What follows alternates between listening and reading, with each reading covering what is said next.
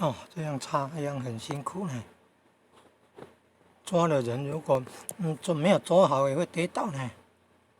拉那个一个人的重也是很重呢。这太辛苦了，这样效率不好，又很辛苦。以前的好多那个人排成一排，然后那个用竹竿都有分隔一等距离的分隔点，那人站在后面，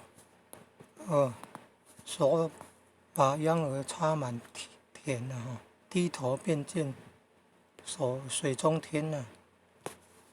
6根清净方为道，退步原来是向前。插秧就是退着走，你往前走就把那个秧苗给踩死了。哎呀，退着往后走，你看这个就是，好像没有用那个竹竿的量那个等距离，有用竹竿的就比较不会那个歪掉。你看这个用机器插秧的，一次一次就5、6排，这效率多高啊！